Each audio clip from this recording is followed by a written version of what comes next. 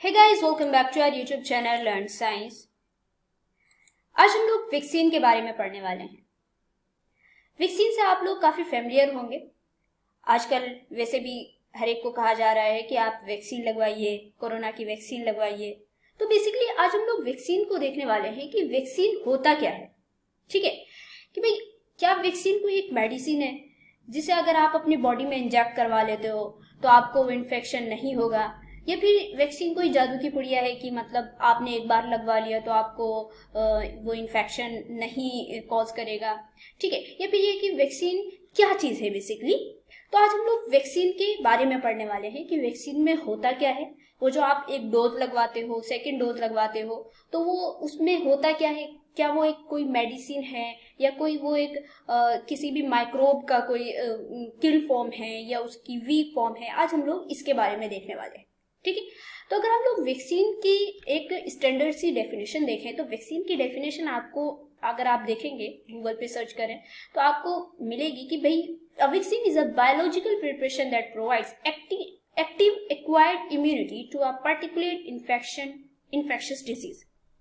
Basically vaccine के अगर आप मीनिंग देखें, है ना, वैक्सीन के अगर आप मीनिंग देखेंगे हिंदी में तो आपको मिलेगा कि भाई विदाउट इन्फेक्शन इम्यूनाइजेशन, कि ऐसी इम्यूनाइजेशन कर लेना, ऐसे अपने बॉडी में इम्यूनिटी की पावर को बढ़ा लेना जिसमें कि आपको इन्फेक्शन ना हो, यानी कि बिना इन्फेक्शन किए ही आपकी बॉडी में इम्यूनाइजेशन कर लेना।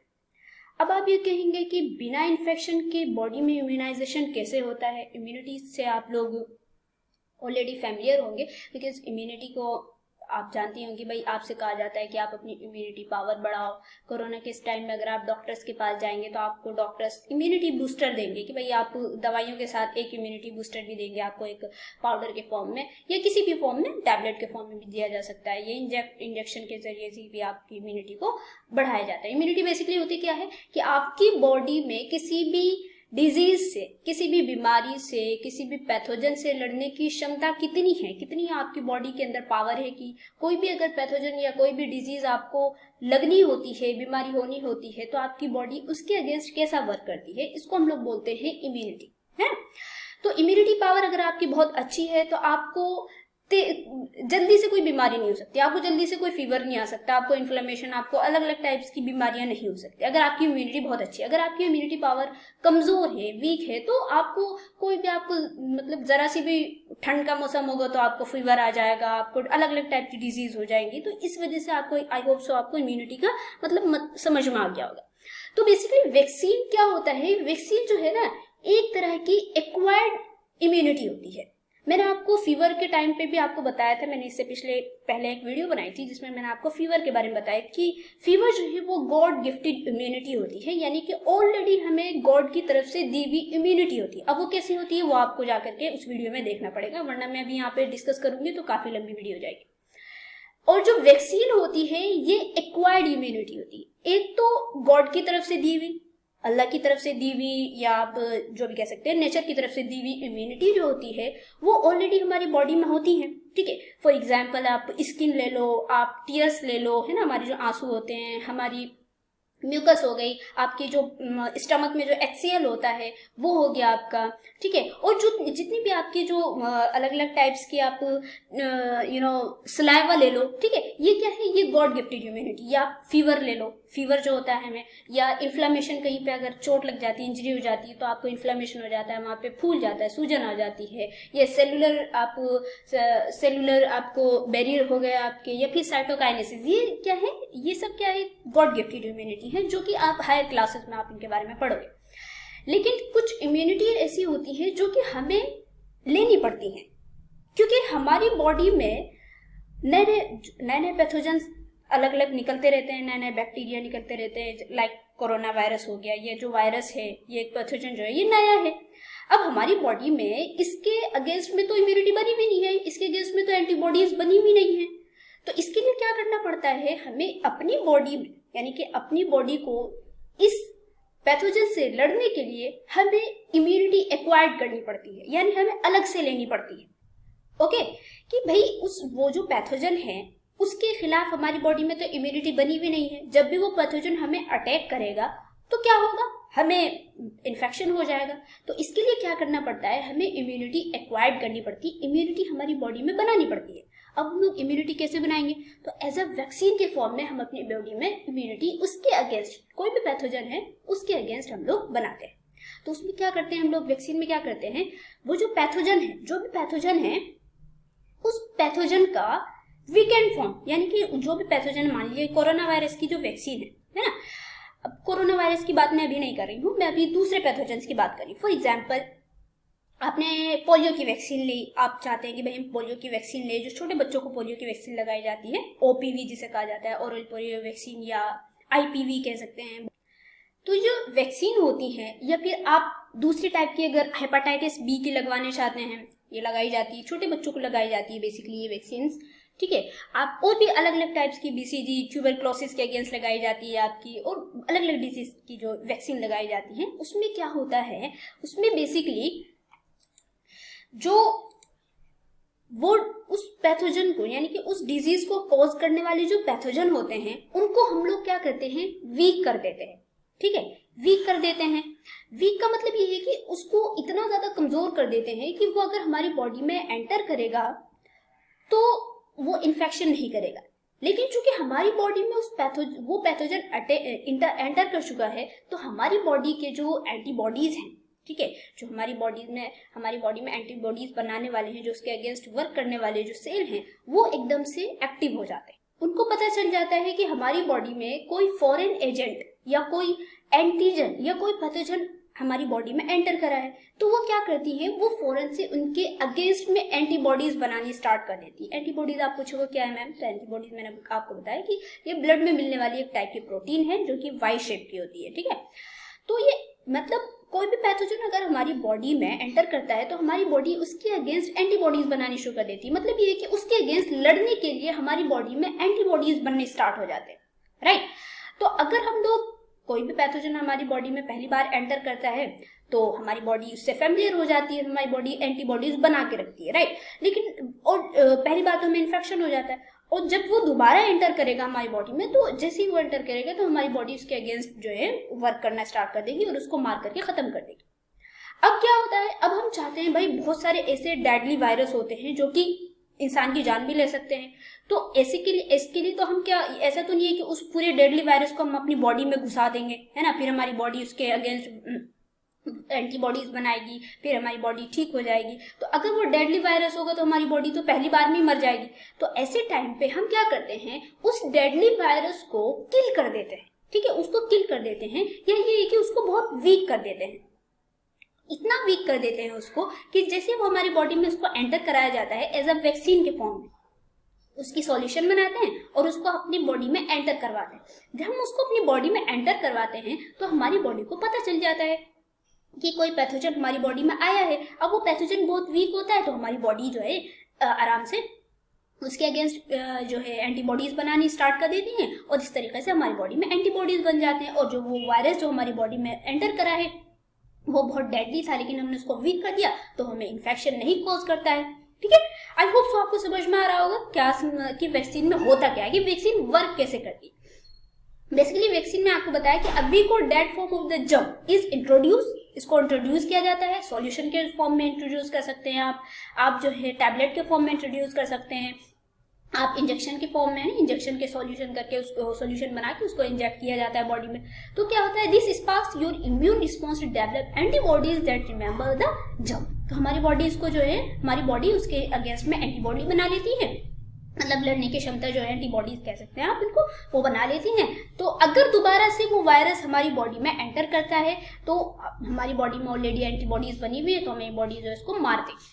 और this antibodies fight of the germ if the invades again, अगर दोबारा वो एंटर करेगी तो हमारी बॉडी जो है उससे फाइट करेगी। ओके, आई होप तो समझ में आ गया होगा। चलिए आगे चलते हैं। अब हम लोग अब यहाँ पे आपको लिख भी दिया गया है कि भाई वैक्सीन वर्क कैसे करती है। So a vaccine typically contains an agent that resemble the disease causing microorganism and is often from weakened or killed. या तो हम लोग उसको वीक कर देते हैं बहुत ज्यादा, या उसको किल कर देते हैं, ठीक है। किल करने का, जब हम लोग अगर इसको किसी भी माइक्रो ऑर्गेनिज्म को अगर किल करके अगर बॉडी में इंट्रोड्यूस करा तो हमारी बॉडी को पता चल जाता है ना हमारी बॉडी। लेकिन इस जब किल कर दिया जाता है माइक्रो ऑर्गेनिज्म को तो जो है हमारी बॉडी उसके अगेंस्ट में इतनी पावर से एंटीबॉडीज नहीं बना पाती। ठीक है, तो इसके लिए किल करके माइक्रो ऑर्गेनिज्म को डालने से बेहतर ये है कि हम उसको वीक कर लें, है ना, या फिर वीक कर दें उसको थोड़ा, ये कि हमारी बॉडी और पावर से उसके अगेंस्ट में जो है एंटीबॉडीज बना सके।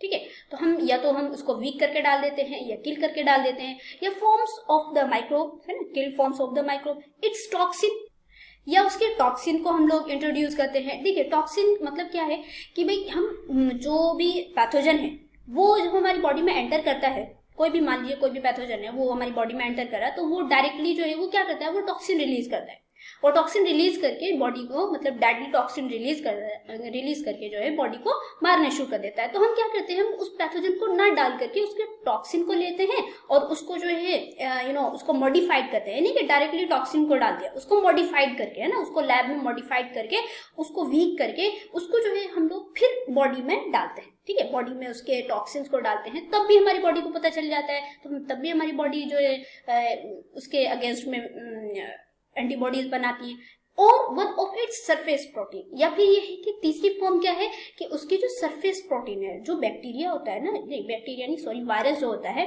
वायरस की जो सरफेस होती है वायरस की, वो उस पे जो एंटीजन होता है उसकी जो सरफेस पे प्रोटीन बने हुए होते हैं, उसके सरफेस को, यानी पूरे के पूरे माइक्रोब को ना डाल करके जो सरफेस पे जो प्रोटीन है जो कि डिजीज कॉजिंग है, उसको निकाल करके हम लोग उस बॉडी में इंट्रोड्यूस करते हैं। यानी कि डायरेक्टली हम पूरे वायरस को नहीं डालते हैं, बल्कि उसके सरफेस प्रोटीन को डाल देते हैं।